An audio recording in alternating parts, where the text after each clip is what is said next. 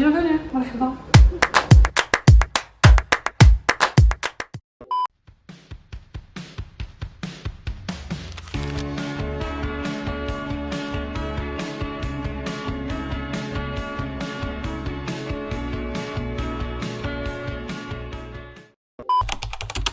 Bonjour Madame Aïda et merci d'abord de nous accueillir chez vous aujourd'hui. Alors avant de plonger dans notre interview, j'aimerais bien de vous présenter. Alors vous pouvez vous présenter brièvement pour notre auditeur.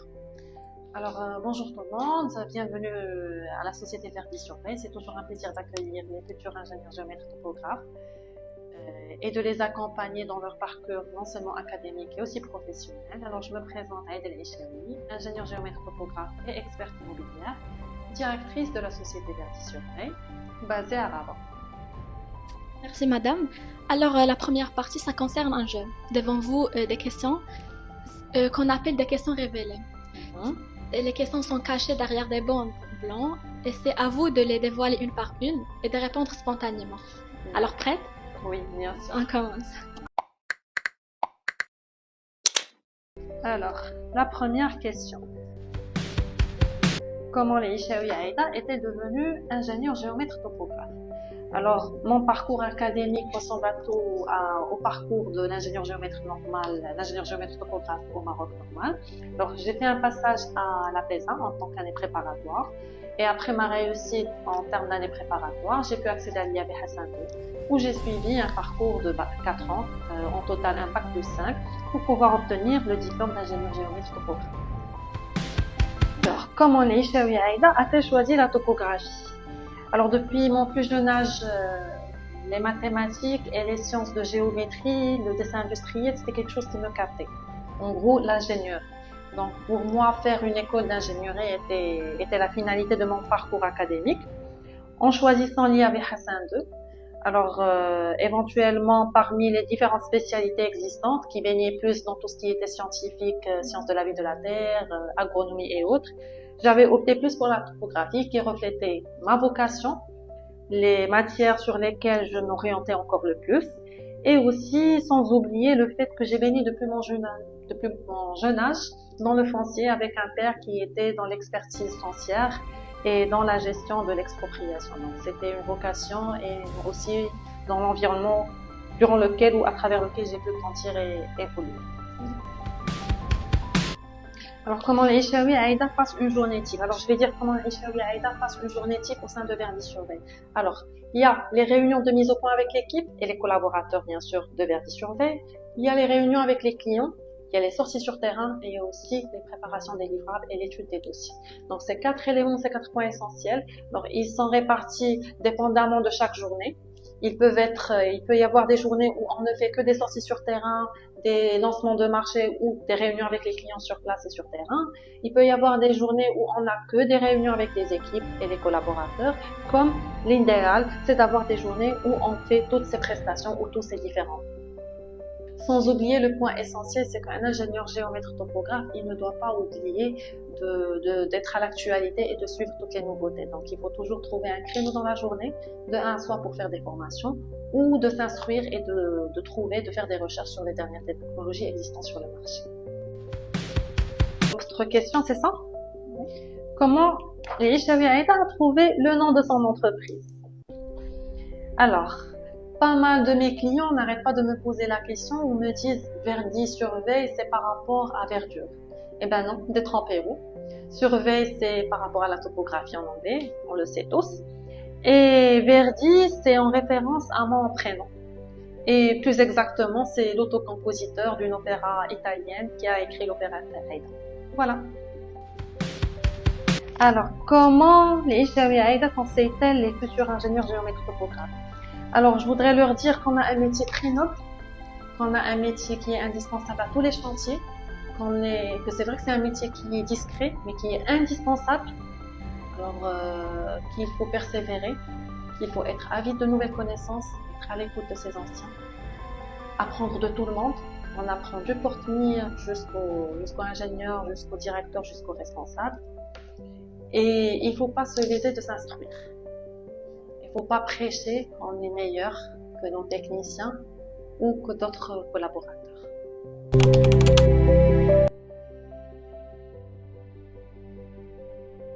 Alors pour ce qui est de mon parcours professionnel, bien sûr, je suis lauréate de l'IAV Hassan II en tant qu'ingénieur géomètre topographe, promotion 2010. Alors après l'obtention de mon diplôme, j'ai intégré un organisme étatique où j'ai pu, alhamdoulilah, gravir les différentes échelles. Alors cet organisme, il était responsable de la gestion d'un patrimoine foncier. Alors au début, j'avais intégré en tant qu'ingénieur géomètre topographe, par la suite en tant que chef de cellule, en tant que chef de service, jusqu'à ma démission où j'ai pu ouvrir Verdi-sur-Veille. Alors parmi les différentes attributions ou activités que j'ai pu gérer au sein de mon parcours professionnel, il faut savoir que quand on est dans un établissement ou dans un organisme étatique, ça nous permet de découvrir ou de savoir ou d'apprendre des différents interlocuteurs, un différent organisme et des différents sociétés de gestion et intervenants ou collaborateurs dans la gestion du patrimoine foncier, qui est un métier, ou comme on dit, le métier d'ingénieur géomètre topographe, il tourne autour du foncier. C'est l'axe ou c'est le noyau à travers lequel tourne le métier d'ingénieur géomètre topographe.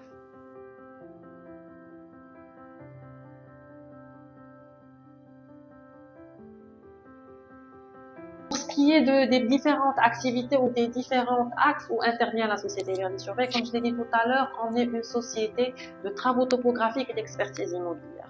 Alors, de par le fait que j'ai une double diplomation, ingénieur géomètre topographe et expert immobilière. Alors, l'avantage ou l'atout avec Verdi-sur-Veille, c'est que non seulement on intervient dans tout ce qui est topographie, donc tout ce qui est domaine de précision, tout ce qui est prestations topographiques, que ce soit cadastral, particulier, suivi de chantier ou autre, mais aussi on intervient dans tout ce qui est expertise immobilière. Donc, il faut savoir que de nos jours, les projets ont besoin d'ingénieurs géomètres topographes de par sa connaissance et sa maîtrise du foncier. Donc, être accompagné d'un ingénieur géomètre topographe de l'amont de la prestation ou de l'amont du chantier jusqu'à son aval, et en passant par les différentes phases de création, de construction et de suivi, reste un atout majeur pour toute entreprise ou pour tout organisme qui suit ou qui réalise un projet de grande ampleur. Alors c'est l'atout ou c'est le point essentiel qu'on offre avec Verdi-sur-Veille. Alors bien sûr, on a différents experts avec nous qui ont des anciennetés ou des expériences de plus de 30 ans. Alors même à 35 ans, 38 ans d'expérience et d'expertise, sans oublier le volet juridique et le volet technique.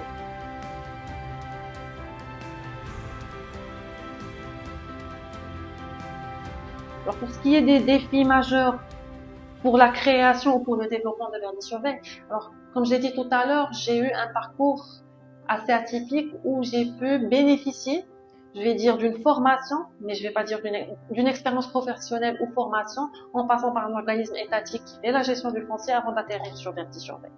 Maintenant, alors les différents enjeux, je vais pas dire les différents enjeux que rencontre le topographe.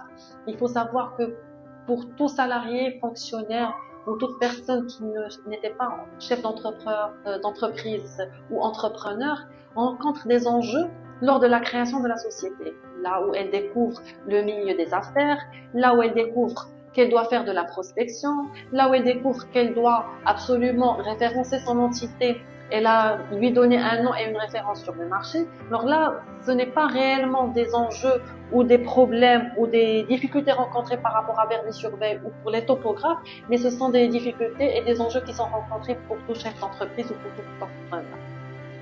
Mais alhamdoulilah, avec la persévérance, quand on se fixe un objectif devant nous et quand on sait très bien où est-ce qu'on peut arriver, on arrive à l'objectif souhaité. Il faut juste persévérer. Les difficultés persistent, persévèrent.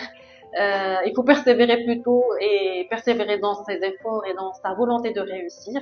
Sinon, tout entrepreneur, qui soit ingénieur géomètre topographe, médecin, architecte, entreprise, avocat, formateur, ils rencontrent tous des problèmes. Donc, c'est ça le domaine des affaires et le domaine du business.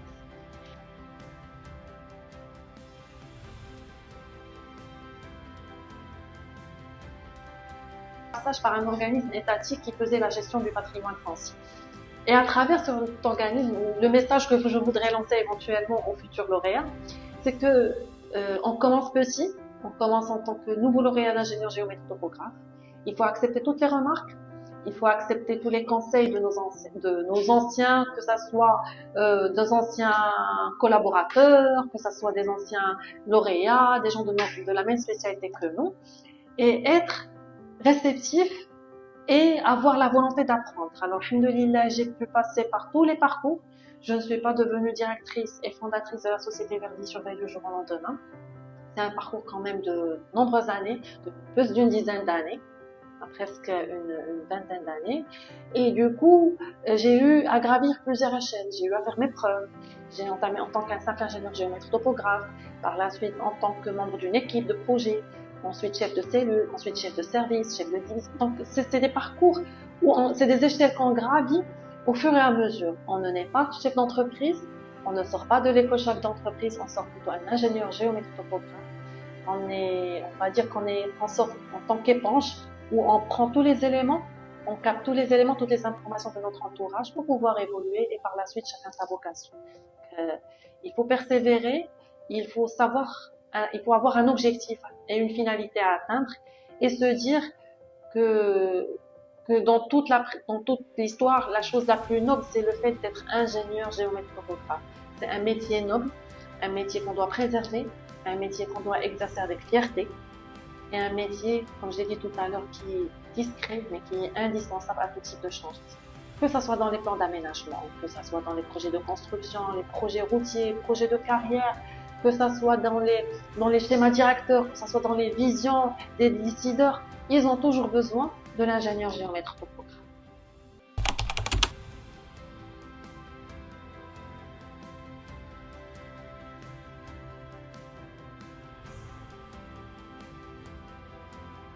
Bien sûr, effectivement, la Coupe du Monde ou l'organisation de la Coupe du Monde en 2030 est une opportunité historique pour le Maroc. Alors, il ne faut pas se leurrer, c'est une chance historique, opportunité à ne pas rater. Pour tous les cours des métiers, pas uniquement pour l'ingénieur géomètre topographe. Alors, en tant qu'ingénieur géomètre topographe, alors je considère que cette mobilisation, elle est exceptionnelle et exceptionnelle en termes de moyens et doit aussi servir de levier pour accélérer tout ce qui est ville intelligente, durable et régénérative. Alors, comment on va transformer cet élément ou cet événement en catalyseur? Alors, tout d'abord, comme j'ai dit tout à l'heure, le foncier, qui est le noyau plutôt de l'ingénieur géomètre topographe.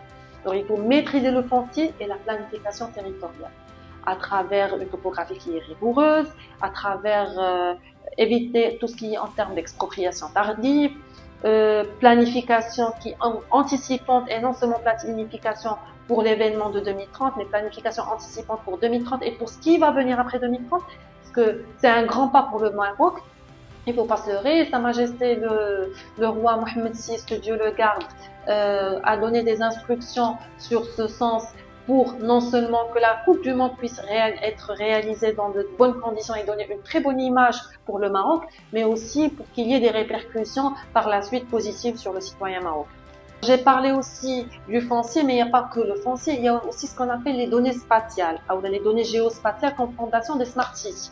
Alors quand on parle de Smart City, on parle des données géospatiales, c'est-à-dire les systèmes d'information géographique, le SIG, le SIG. Alors, et les jumeaux numériques urbains. Alors, les deux paramètres-là, à partir de systèmes d'information géographique et les jumeaux numériques, on peut construire bien sûr comment? À partir des relevés topographiques qui sont précis, qui permettent d'obtenir ces jumeaux urbains et aussi jumeaux numériques urbains bien sûr et des systèmes d'information qui sont complets et précis et comportent la donnée géospatiale précise et concise. Bien sûr aussi, alors le dernier élément et pas des moindres, je parle aussi de la participation citoyenne et la cartographie collaborative. Alors bien sûr, à travers les différents levés effectués par les ingénieurs géomètres topographes du Royaume, on obtient une cartographie, que ce soit au niveau des données qui sont obtenues au niveau de la conservation foncière, de la NCFCC, ou que ce soit des cartographies qui sont disponibles chez les différents organismes étatiques qui font la gestion du foncier.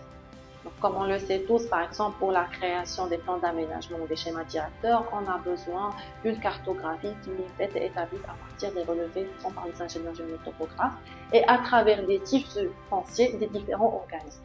Parce que, alhamdoulilah, au Maroc, on a un tissu foncier qui est non seulement riche, mais divers par ses spécificités, ses caractéristiques et qui permet l'élaboration de plusieurs chantiers. Avec bien sûr quelques restrictions, mais qui sont de loin gérables.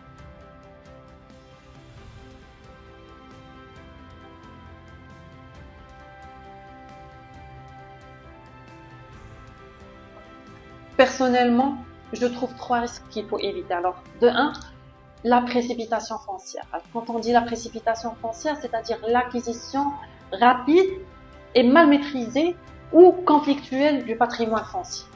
Chaque patrimoine foncier qui est acquis, il doit absolument être acquis dans l'élaboration ou dans l'optimisation de la finalité de réaliser un projet.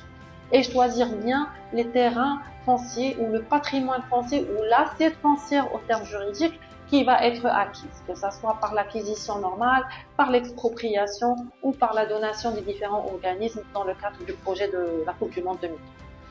Alors, le deuxième point négatif à éviter, c'est l'effet vitrine au détriment de l'intégration urbaine, c'est-à-dire construire une image plutôt que pour l'usage aboutir à des gens qui sont, comment dirais-je, construire des villes, des smart cities, des villes urbaines qui correspondent aux normes internationales, mais en parallèle, on a des zones qui sont enclavées.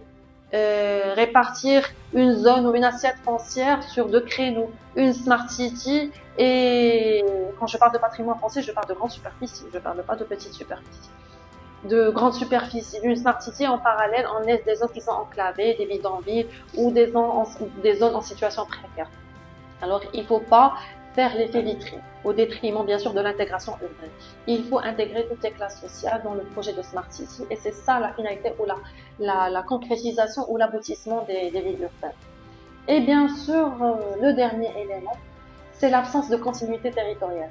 Comme j'ai dit tout à l'heure, on ne s'arrête pas à la Coupe du Monde 2030, on ne va pas réaliser des projets uniquement pour la Coupe 2030, mais il faut procéder à la réalisation et la concrétisation de projets qui auront des finalités au-delà de 2030. C'est l'image du Royaume du Maroc au-delà de l'année 2030. C'est vrai qu'il y a un événement phare, alhamdoulilah, il va d'ailleurs rien qu'à voir les différentes villes, pas uniquement Rabat, Casablanca, Berkane City, la ville, si je ne me trompe pas, c'est la ville, la Smart City de Berkane.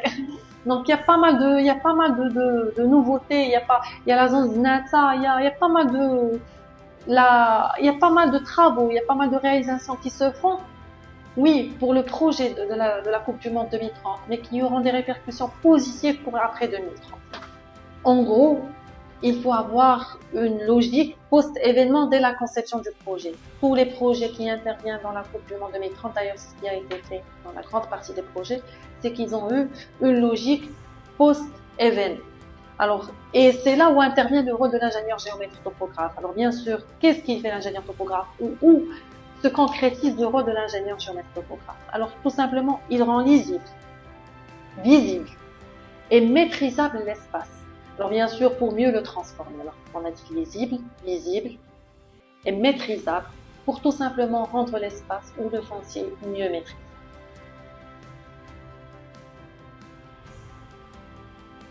Par des différents événements auxquels j'ai pu participer en tant que membre de jury, en tant que conseillère, en tant qu'accompagnatrice durant mon parcours au sein de Verdi-sur-Veye plus exactement. Alors, les jeunes ingénieurs géomètres topographes, ou on va dire les jeunes en général, c'est la clé ou c'est la locomotive de tous ces projets. Alors, quand on parle d'ingénieurs géomètres topographes, vu que c'est un événement de la méthode de l'Association marocaine des étudiants topographes, alors je vais dire que comment intégrer l'ingénieur géomètre topographe dans tous ces projets? Tout simplement, il faut qu'il y ait des chantiers dans l'école et des stages intégrés dans les grands projets. Alors, notre pays connaît pas mal d'éventuels de projets.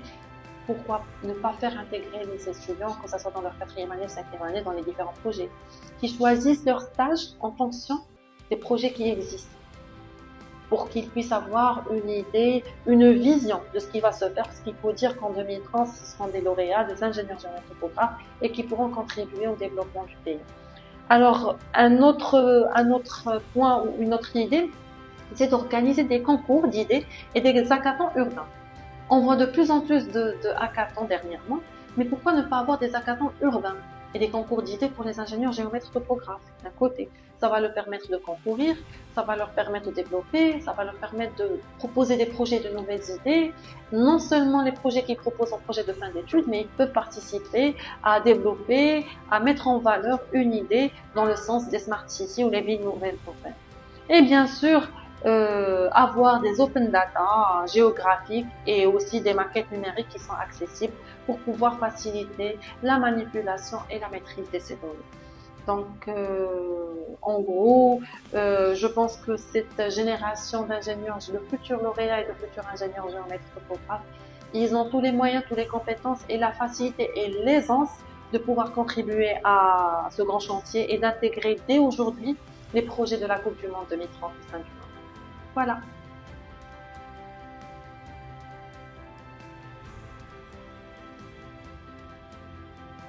Alors, un dernier mot, et pas des moindres pour les futurs lauréats, pour les étudiants géomètres topographes. Croyez en vous, vous êtes lauréat et vous serez lauréat d'une école de l'Institut agronomique et vétérinaire Hassan II, la seule école marocaine qui offre la possibilité de devenir un ingénieur géomètre topographe. Vous avez, tabarakallah, des profs et des encadrants qui ne hésitent pas à vous offrir de nouvelles connaissances, à vous accompagner, à vous enrichir et à vous permettre de vous affermir et de pouvoir être compétent lors de votre sortie et installation sur le marché. Approchez-vous des autres lauréats, des anciens, des anciens ou des ingénieurs géomètres topographes, des anciennes promotions qui vous ont précédé. Peu importe la différence d'année, ils vous ouvriront sans aucun doute leurs portes. On a tous été à votre classe, on est tous passés par là.